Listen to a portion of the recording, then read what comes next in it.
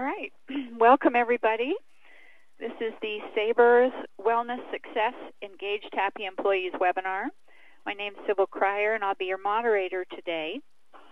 So today you're going to hear from Karen Post, who is the Wellness Manager at Dallas-based Sabre Holdings. They provide technology services for the travel industry, including the well-known Travelocity brand. And Karen has over 30 years experience in benefits management, and she helped to implement and manage their very successful health and wellness program for Sabre's 9,000 employees.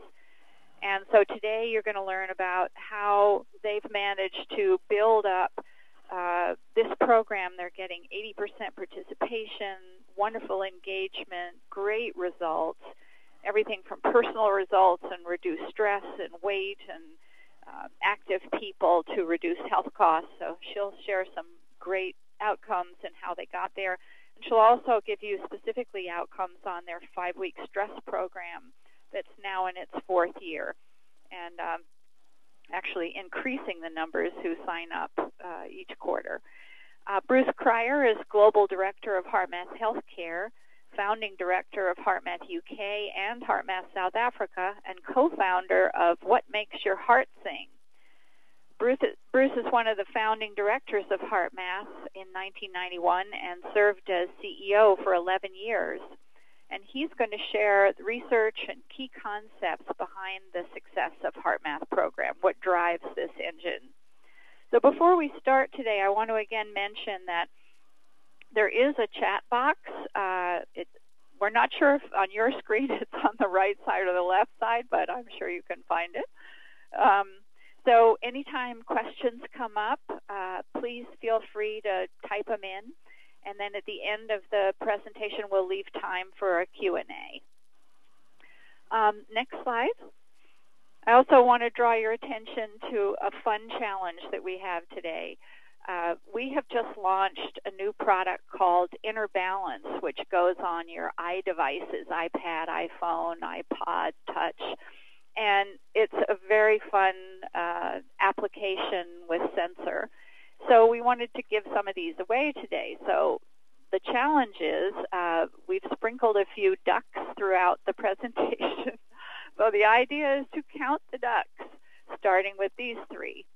Add your numbers up, and then when you get your little final survey at the end of the presentation, you'll see that it says how many ducks did you count, along with how did you like the presentation, so you can enter it there. It just occurred to me that people who join this halfway through are going to see pictures of ducks and wonder what. At any rate, I'm at this point going to turn it over to Karen Post. And thank you so much for being on the webinar, and you can take it from here and tell them about Sabre and the results that you've had there. Hi, everybody. I hope everybody can hear me. This is Karen Post with Sabre, and as you can see from this slide, we've got lots of different companies that are part of Sabre. As Sybil said, most notably, the one you probably recognize is Travelocity with our little roaming gnome. And I will tell you there are a whole lot of employees, including me, that do have gnome collections around here. So we do try to have fun while we're here. But we have 10,000 people in 60 countries.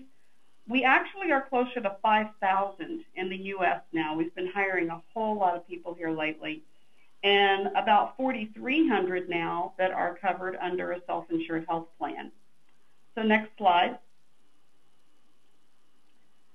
Part of the concerns that we've had on our self-insured health plans are going through, and we all look at what are our highest dollar claims and things along those lines. And the ones that are, there are certain things that you can easily do things about, diabetes management, things along those lines. It's when you get into the mental health and stress management that you start having some issues. And also with the metabolic syndrome. And I don't know how many of you are aware of what metabolic syndrome is. Metabolic syndrome is a list of risk factors, including cholesterol, high blood pressure, waist circumference, things along those lines, that basically predict your risk for disease. And one of the things that we were having a hard time trying to find, I mean, we could put weight management programs out there. We could put quit smoking programs out there. We could put, all different kinds of things. But the stress reduction piece is one of the more elusive things to find. And, there's so many people out there that are saying, well, think good thoughts and do this. But there's no feedback for the employees on doing that and no real guidance on when they're getting into that, relaxed state and how to get there. So we were looking actually, for our, looking through our stress levels, risks and interventions, and what could we do? What could we implement? And we can go to the next slide. We put in a wellness program about 7 years ago. And this wellness program has helped us control our claims costs significantly. And we've, over the years, built an employee base that is very, very, very engaged in this wellness program. I know Sybil said 80%. It's actually closer to 97% because we have a few sticks out there as well as the carrots. We have a few required things that they have to do. But the things that we encourage our employees to do are building healthy habits, eating well, making sure they get enough sleep, fruits and vegetables, all that good stuff. And we look at our results through biometric measures, individual interventions, and then clinical risk reductions also. We look to see where our claims are. So we were looking for a way, what can we put in for stress reduction that we can actually get an ROI for? And that is where we found HeartMath. Great. Is it over to me now, Karen? That's back over to you, Bruce. Great. Thank you so much. It's great to hear you talk and having been connected to the Sabre story for 5 years now, I think, because I was involved with the initial pilots even before we began the online version. It's great to see how you continue to grow and expand, and that 97% number is pretty eye-popping. It's amazing. Good job. So a little bit about HeartMath. As Sybil mentioned, we've been around now for more than 20 years, and we began as a nonprofit center based out in the hills above Silicon Valley to look at the links between stress, how our brain and heart function together, how much they need to be collaborating, our health and our performance. Along the way, over these last 22 years, we've developed a number of interesting things, including some award-winning technology, which we will talk about in the presentation later. I think most significant from an organizational standpoint is now we've racked up about 20 years of evidence that there can be consistent, sustained reduction of stress and stress-related conditions with the implementation, the interventions of the HeartMath techniques and technology. A lot of that work has led to many published studies covering a wide range of issues that matter to organizations, everything from mental and emotional well-being to cognitive performance, healthcare utilization, costs to the employer of healthcare, staff retention, leadership development, and in our work in the military and the VA systems, even significant improvements around PTSD. So that's a little bit about what we've been up to. Some of the highlights from the research standpoint in terms of what's been published, you see here two major publications you're familiar with, the American Journal of Cardiology and the Harvard Business Review, and you see on the screen there a number of other places in healthcare and organizational life where HeartMath's work has been featured over the years. And in terms of some of the clients, you can see it's quite a range. You see Sabre there in the center. You see everything is diverse, as from Kaiser Permanente to NASA to CIBC to Stanford to Duke to the World Bank to county governments and the Department of Veterans Affairs. So quite a range of types of organizations that we have been able to work with over these 20-plus years. A little bit about the core of our thinking.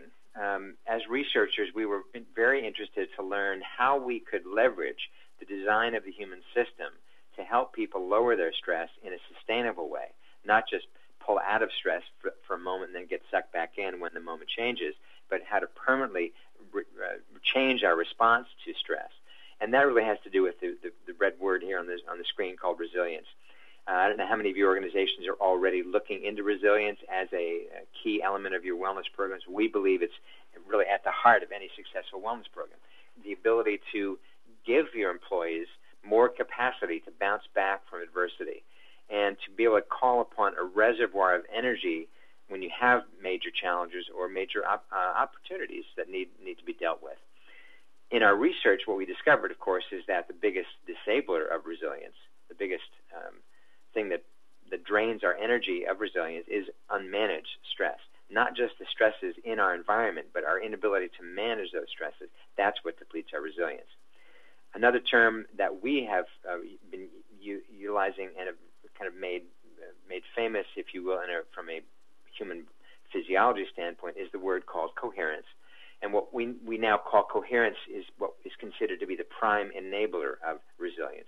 So the more we can be coherent, and I'll explain what we mean by that momentarily, the more we can build resilience as we go, no matter how life may change and present new challenges and stresses. So this diagram, this photo, I should say, is a terrific example of coherence in action. These rowers, I just got back from England. This might be the Thames. I'm not sure. These rowers need to be having their oars in the exact same angle and hitting the water at the exact same time in order for that boat, that shell, to move effortlessly through the water at a very high speed. Similarly, the human system needs to be in sync. Our heart, our mind, our emotions need to be in sync and balanced. If our heart's saying one thing, our mind's saying something else, and our emotions are out of control, good luck operating in an optimal state. So we now know that when a human being can be coherent, that's when our immune system, hormonal, nervous systems are all functioning in what we call a state of energetic coordination. Just like the athletes in the boat are energetically coordinated, they're absolutely in sync. Similarly, our body, our mind, our emotions all can be in sync and therefore operating in a really efficient and effective way.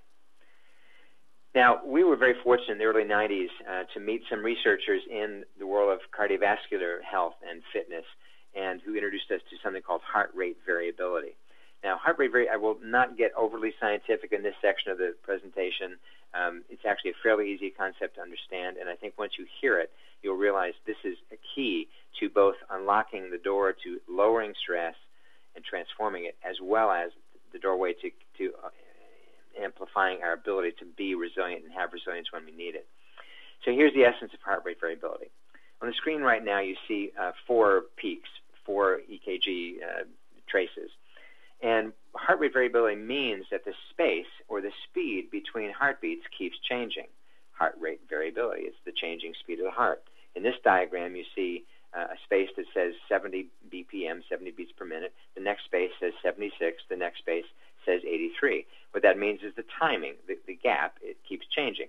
In this case, speeding up in a sequence. Now, if we expand that out a little bit for a longer period, this will connect to one of the key discoveries that HeartMath made in the early 90s. So what we're looking at now in this top diagram is a pattern over time. This is now 3.5 minutes of data.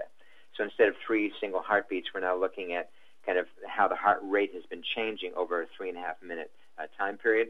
So if you can see on the left-hand side of the screen, you see the vertical axis saying 50 at the bottom, then 60, 70, 80. That means that's the heart rate. So over this time period of 3.5 minutes, you see the heart rate changing in a dynamic way where it starts at about 60. If you can see my cursor, it goes up to about 65, back down, back up, back down.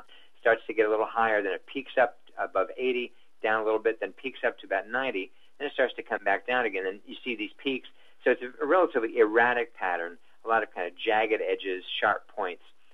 And in this particular case, what we found, and this informed our work over the last 20 years, is that human emotion can be classified physiologically into 2 fairly distinctively different buckets. The one on the top is what's considered any stressful emotion. In this case, this data was from a person who was very frustrated. So the frustration caused their system to be fighting, like a tug of war. One side of the heart rate is trying to speed up, and the other side is trying to slow down at the same time. So what you get is a very erratic heart rhythm. Now, some of us have probably experienced moments when we were really frustrated in a meeting, and we couldn't believe what was just said or a decision that was just made, and we feel our blood boiling. We even may use that language. at those moments, our heart, unbeknownst to us, is beating in this erratic, sort of out-of-control pattern. Even when it's subtler, though, it's not just anger that causes this. It could be anxiety, worrying about the performance review that's happening 2 weeks from now, worrying about the rumor that there's a potential merger or potential takeover. All of those external stressors can cause our body, because of how we're feeling emotionally, to go through these rather erratic, non-efficient patterns. Now, you'll notice on the right-hand side of the screen, the word is labeled incoherence, because when scientists look at this pattern, they discover that the pattern, in fact, is not coherent. It's not ordered. It's not efficient. You could assume, yeah, that's probably rough on the heart to be beating in a pattern like that, and indeed, if you've had a really stressful day with a lot of anxiety or a lot of anger or frustration, you're pretty exhausted usually at the end of such a day. Now let's look at the graph at the bottom. And now you see right away there's a big difference in the pattern, and it's a very smooth rhythm. Still a lot of variation in the speed. In fact, as much or more than you saw at the top. But now the pattern is ordered. It's nicely increasing for a while, then it's decreasing for a while, then increasing for a while. And the word labeled on the right says coherence. So scientists analyzing this waveform would say this is an efficient waveform. This is very coherent. This is now the body in sync. Now, in this particular example, this particular data, just as the top graphic was the person feeling very frustrated, the bottom graphic was the person feeling a lot of appreciation or gratitude. So how this particular experiment was set up, and we've duplicated this in thousands of pieces of data later on in the early 90s, was for the first 3.5 minutes, that person was asked to think about something that frustrated them. They did. Their heart rhythm got very erratic. Then we said, shift your focus. Now just focus on things that you appreciate in your life. It could be your kids, your pets, where you live, a beautiful day, the vacation you had last year, going to the mountains, going fishing, whatever it may be. As the individual changed their focus and began to feel a positive emotion, such as appreciation, as you see on the bottom, that heart rhythm got very smooth, very efficient. The pattern was called coherent. What's also significant about this data is that this is one continuous stream of data. The person was frustrated, then we asked them to change, and this data in the bottom graphic picks up right where the top data left off. So instantly, the dominant organ in the body, the heart, dominant electrical and rhythmic organ of the body, which is the heart, immediately changed to a very different pattern, a pattern which is not only better for the heart, as you can assume from looking at it, cardiologists now know this is true, but also it's more efficient for the brain. Because what we learned in the early 90s was that when any of us is having a stressful moment, or worse, a stressful day or stressful year, our heart's in this erratic pattern. Well, guess what? The brain's receiving this chaotic rhythm. So it's harder for us to make clear, sharp, effective decisions. It's easier for us to say things we regret. Even our physical coordination is skewed. This is us searching for our keys frantically and knocking a coffee cup onto the keyboard. On the other hand, when we're feeling appreciation or feeling gratitude for something, not only does our thinking get clearer, and we often can make a more long-term decision or a more long view to what's best for everybody, but even our physical well-being is enhanced. Our physical coordination is even enhanced. So this is kind of an iconic image for the HeartMath work, that we have control during the day of what's going on in these physical rhythms that happen in our body, which in turn affect our cognitive well-being, our mental performance, and our energy and our resilience. So all of these things tied in, and the heart is a very neat and convenient way to organize it all. So kind of wanted to throw this out as a question to you. You can see some people laughing hysterically in a conference room, and who knows what was said. But the purpose of the image is to indicate, what if our life had considerably less stress? And by the way, we're not proposing in any way you could get rid of all stress, nor would you want to. Most of us who work, we like challenge. We like to be stretched and to go for it and try to reach a certain goal that may seem unattainable. But it's fun to have that challenge. In fact, challenge per se is not necessarily stress, because if we greet a challenge with enthusiasm and excitement and a go-for-it attitude, the body doesn't actually react in a stressful way. However, if we respond to a challenge with fear, anxiety, feeling overwhelmed, etc., that is a stress reaction. That is rough on the body, let alone on our brain's ability to process well.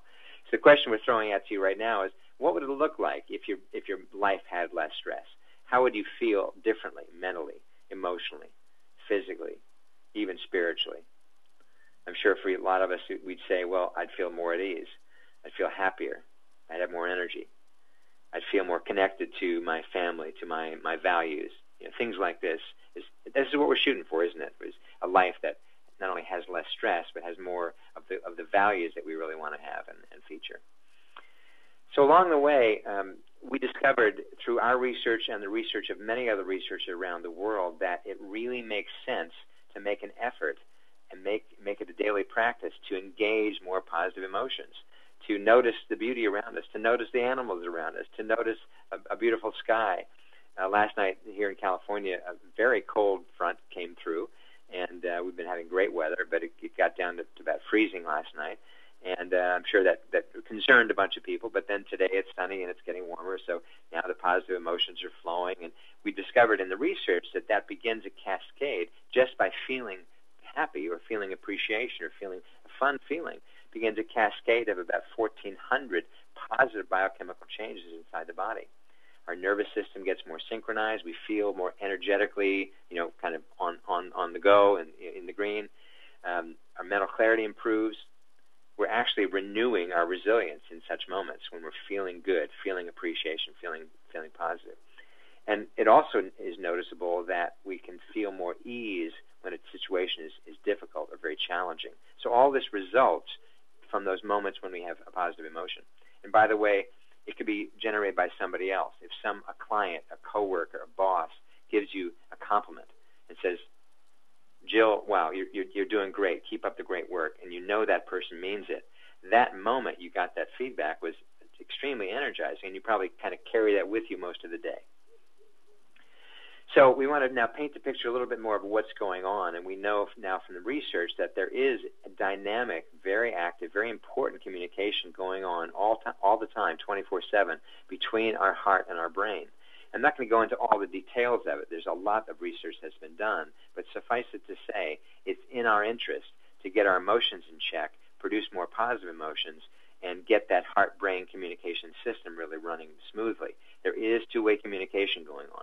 The brain is an incredible communicator, incredible computer that's able to manage a vast array of bodily functions and interactions with our environment way past what we could ever consciously handle ourselves. But likewise, it's getting tremendous amount of input from the heart. So there is a tremendous amount of two-way communication going on, which dramatically affects our ability to perform on all levels of our life. And Sybil, a quick question. Were we going to actually demo the M-Wave now, or are we just going to talk about it briefly? Either way. Okay. I think what we'll do is to make sure we have plenty of time for the outcomes and some Q&A, is just to describe this technology in a little bit of detail. As I mentioned, heart rate variability became a very important aspect of our work in the early 90s. And as you can see from the picture here on the screen, the heart rhythm, as we saw in that graph a moment ago, can change from a very erratic pattern when we're feeling stressed to a very smooth and efficient pattern when we're feeling in the zone, feeling balanced, feeling on our game. And HeartMath has developed several technologies now over the last 12 or 13 years. The first one was a computer-based system. The second was a device that you're seeing pictured here called the M-Wave. And the third, Sybil alluded to, just released about a month and a half ago, an app for iDevices, for iPhones, iPods, and iPads. So a kind of a range of technology, all of which are designed to help the user get instantaneous feedback on what's happening in this all-important heart-brain system. All these technologies are really focusing in on what's happening in the heart, because we know if we can affect what's happening in the heart, that can affect what's happening in our entire body. So through the HeartMath programs, whether these are live workshops or through the online program, which has been the feature of the Sabre work over the last several years, all the participants learn how to go from this erratic pattern that you see on the left side of this graphic here to that smoother pattern on demand. So you can imagine, what if I did that a few times a day when I was about to go into a potentially stressful meeting? What if I did that after coming out of a long day as I make that transition back to my home and my family? what if I used it before bed to try to calm my nerves if I'm a little worried about something going on tomorrow, a presentation I have to give, etc. So we've discovered that these simple techniques, which involve both breathing and focusing around our heart, can powerfully affect our physiology in the moment, but more importantly, begin to build a new baseline so our own health is stronger, our own resilience is sharper and fuller. So when stresses do occur, we have some backup energy, we have some reserve energy to call upon.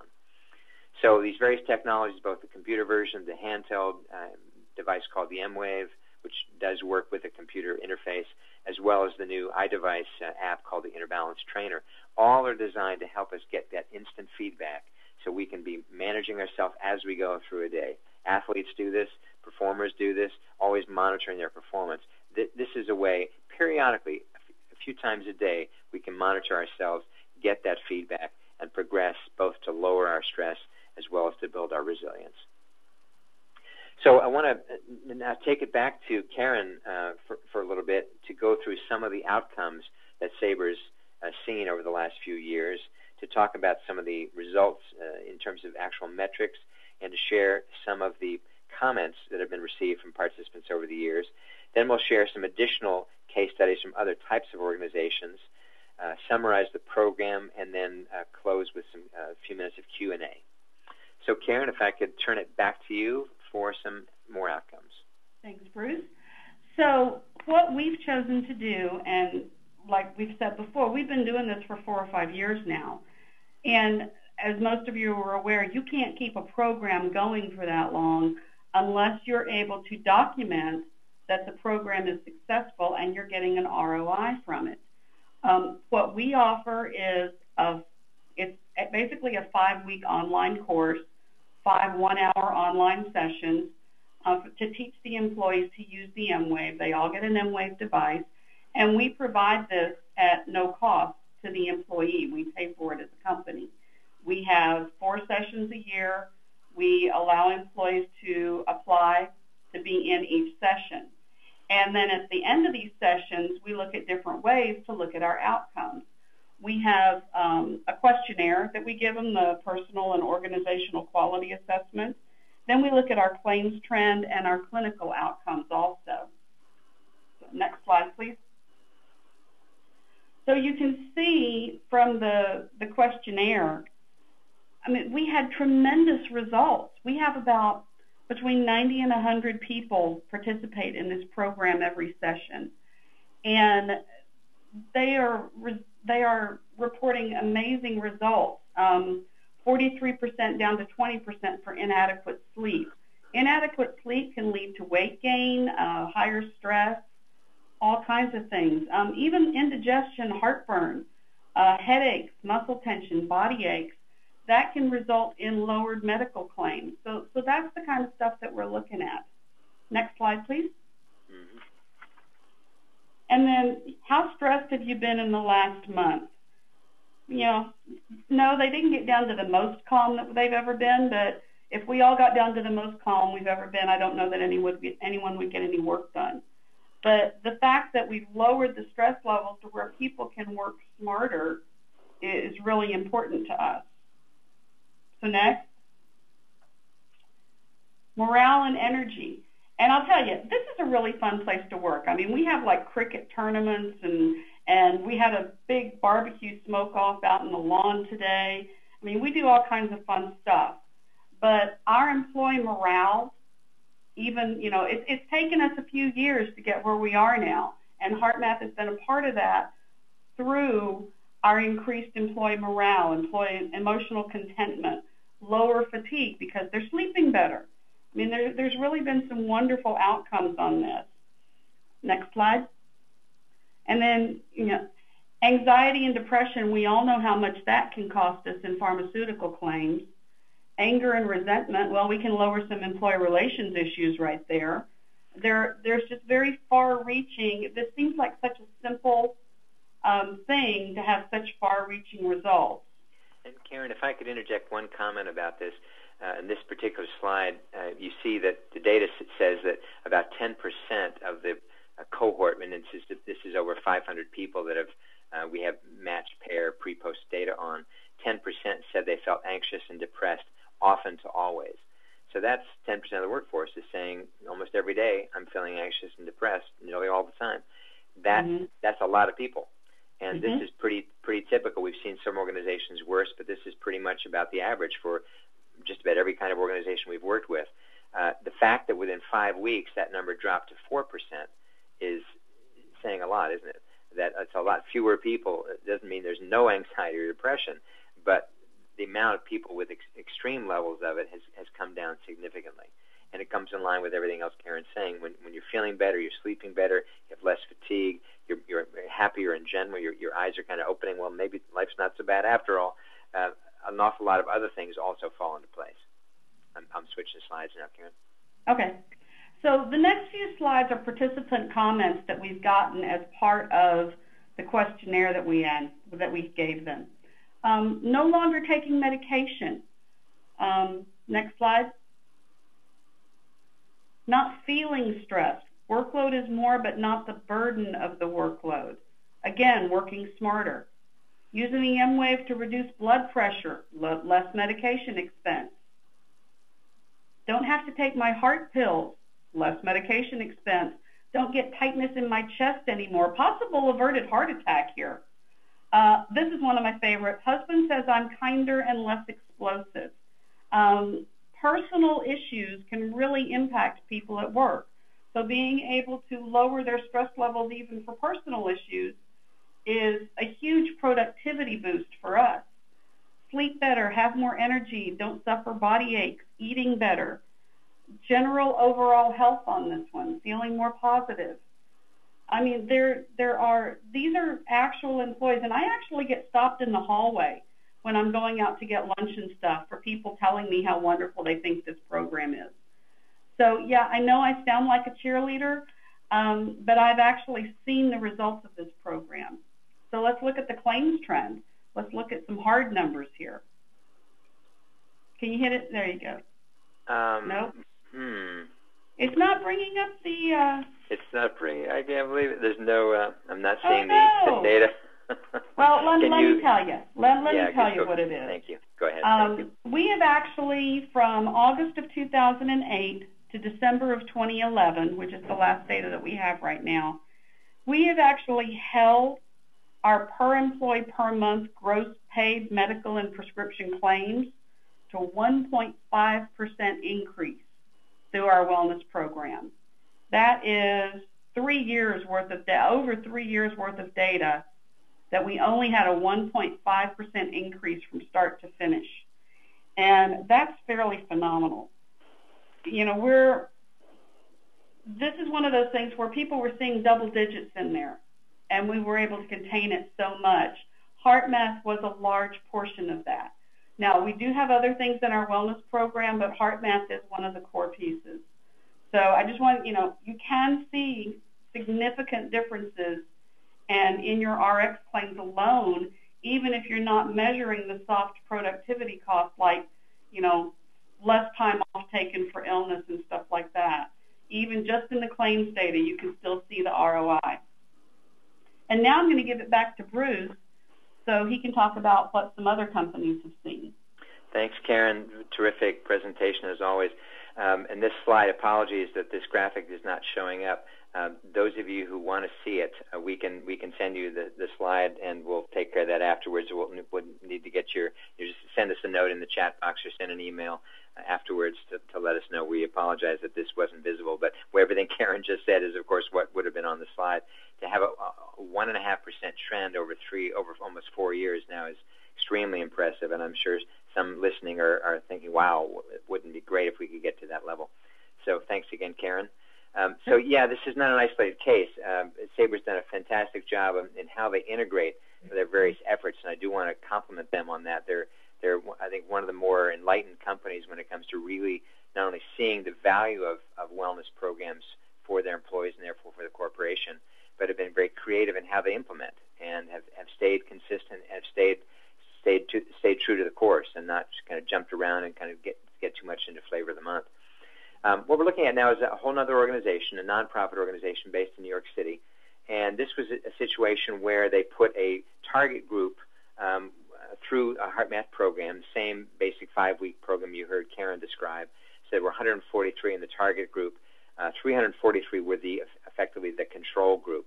So these were people, in both cases, both groups, employed by the same organization, similar demographics, similar claim expenses for both groups. What we saw 1 year later was a significant divergence. So the group that had gone through the HeartMath training, which involved all these principles of coherence and the M-Wave technology that you heard described earlier, saw an actual 4% decrease in claimed dollars to the organization after that year, after learning the HeartMath tools, whereas the control group saw a 9% increase. Now, when this data came out, the company was not at all surprised to see the 9% increase. That's what they had been seeing. They were pleasantly surprised to see the 4% decrease in the group that had gone through the HeartMath. So what that equated to for them in the first year was about a savings of about $585 per HeartMath participant. Another organization, a health center based outside Columbus, Ohio, Fairfield Medical Center, an organization where they really have embraced this as part of how they do business. They incorporate the HeartMath program for new employees. When residents come to their hospital as part of the rotation from the Ohio State Medical School, they're put through a HeartMath program because they want the doctors coming into the hospital to be using the same stress management tools that all the nurses and all the other health professionals in the hospital have been using. So they've once again integrated this in their existing health and wellness offerings.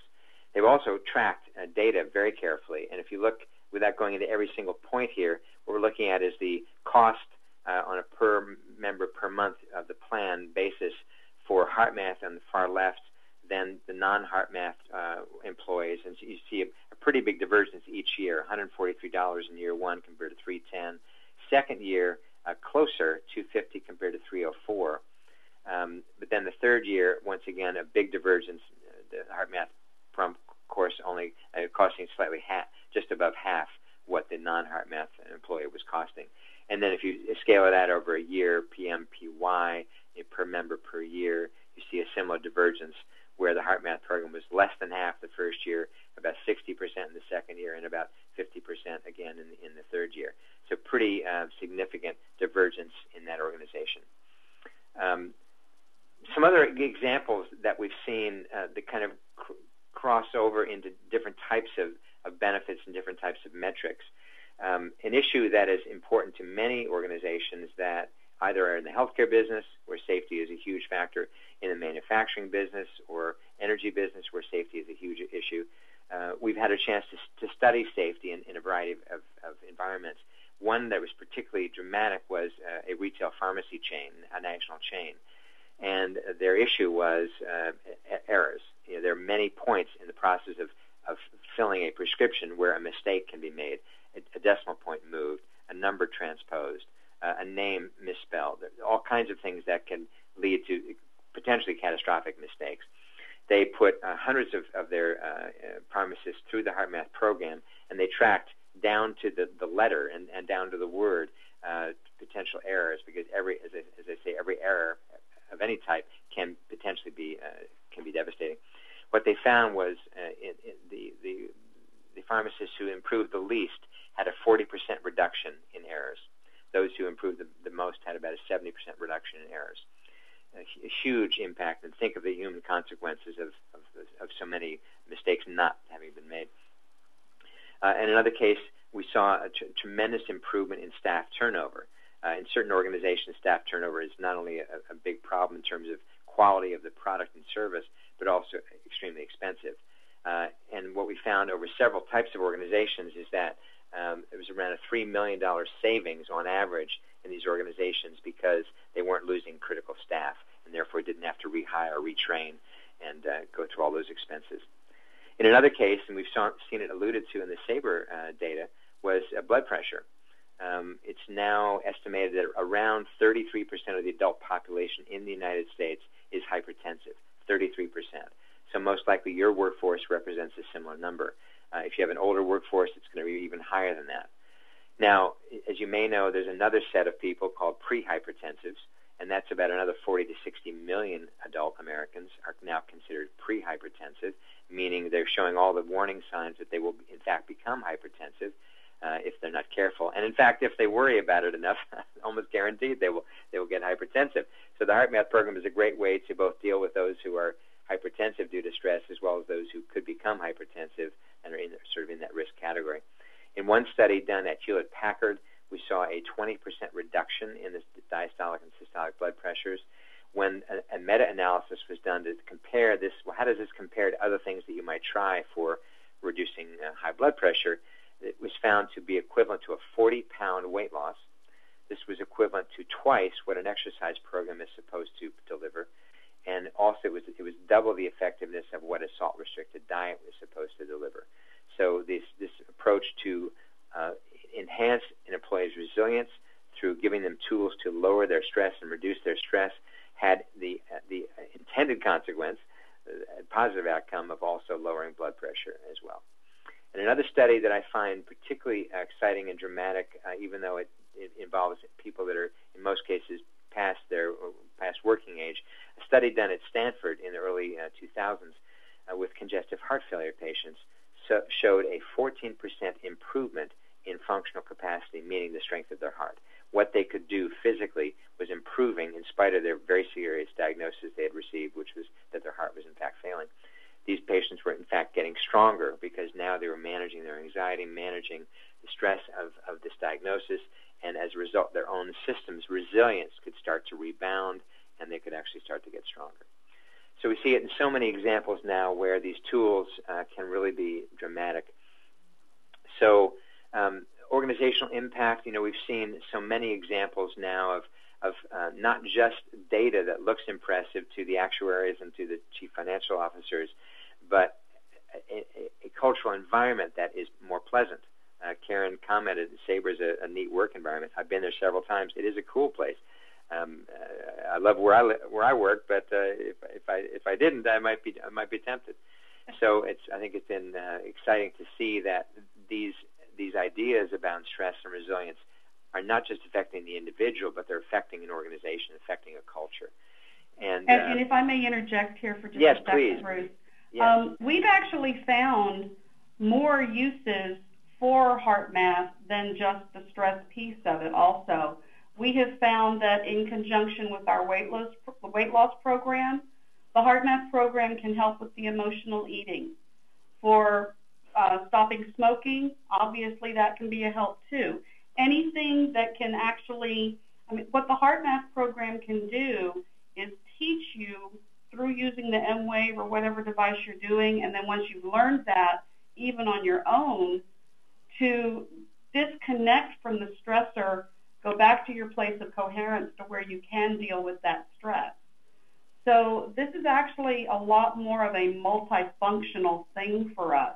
Our employee relations department has started recommending the program to employees that need it. There's been a lot of word of mouth for employees that are saying, hey, you should really try this program. It's really cool.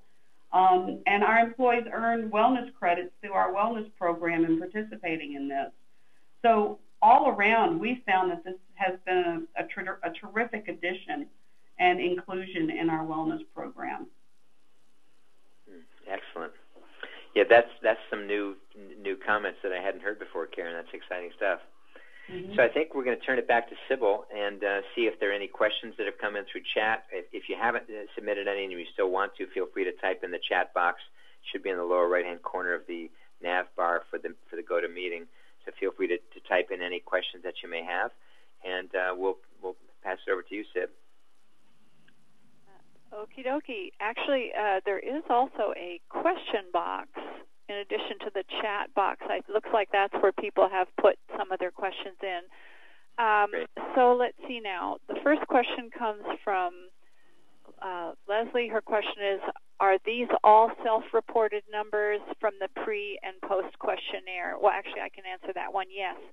The pre- and post-questionnaire is a self-report questionnaire. Obviously, the claims numbers are real numbers off the claims report. And most of the studies Bruce cited were. Did you want to add anything, Karen? We do have a few cohort studies that actually kind of like the same way that they had for the hospital, I believe it was, where it was looking specifically at the increase or reduction in claims dollars for the people that specifically participated in the program. We do have those numbers, and they look very similar to the slide that Bruce showed, actually. So there is documentation within the claims themselves. Even though what we saw was anecdotal in the questionnaire, it was completely backed up with the documentation that we got. Great. Yeah, and I would just make a comment also that there's often the question about, is this self-reported data? And on the psychometric instrument, the POCA instrument, which I will mention again, is a normed and validated instrument, and it's been in use now for about 18 years. So it's been used in organizations literally all over the world in multiple cultures and multiple languages. So it's a well-validated instrument. What it's getting at are the types of things that can only be self-reported. So the nature of that survey is to ask questions about how people are feeling around their work, around the direction of the organization, asking people to report on how often they've had things like sleep issues, headaches, muscle aches, etc.